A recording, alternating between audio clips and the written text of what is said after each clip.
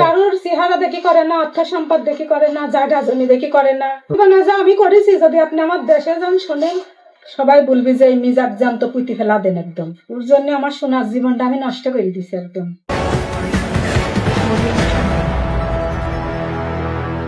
জানি শুনি তার সাথে সম্পর্ক করিনি, সে আমার সাথে জোর করেই সম্পর্ক করেছে। জোর করে মানুষ কয়বার জোর করলে পারে, না করি পারে। সে আমার এই হুমকি সেই হুমকি দেখা। আমার বাসা দহকুলা নপাড়ায়। মানে আমার হ্যাঁ, আমার বাসার পাশে ওনার হলো ভাটা। উনি ভাটা? হ্যাঁ, উনি ভাটায় ব্যবসা করে পাটনারে, আবার এদিক মসির গরু মসির ব্যবসা করে। আমার সাথে শেষ কথা হয়েছিল যে ও বললো যে আমি বেড়াতে যাচ্ছি। বেড়াতে যাওয়ার কথা বলি 4-5 দিন পরে আমার ফোন দিলে যে আমি বাড়ি। আমি বলছি বেড়াতে যাচ্ছে, কোনে? বলছে পিকনিক করতে যাচ্ছি।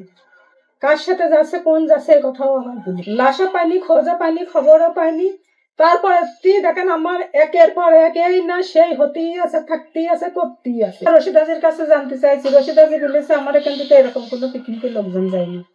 আমি থানায় জিডি করতে গেছিলাম, ওই যে পুলিশ লাইনে যাই, ওখানে সবকিছু দিয়ে আইছি। তারপরে আর কোনো কিছু নিয়ে আমার 2টা ছেলে, আমি কোন কার খোঁজ নিতে যাব, কোন কার কি করতে যাব, আমার 2টা ছেলে আবার অমানুষা যাবে, আমরা হয়তো বাঁচতে পারি। মিজাক আমি সীমার বাইরে ভালোবাসি, কিন্তু মিজা যে আমার সাথে প্রতারণা করবে আমি জীবনেও জানি না।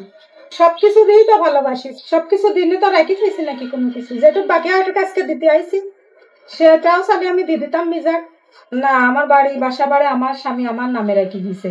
আমি মিজাক কইছি যদি তুমি চাও তুমি সবকিছু নি। কারোর চেহারা দেখি করে না, অর্থ সম্পদ দেখি করে না, জায়গা জমি দেখি করে না।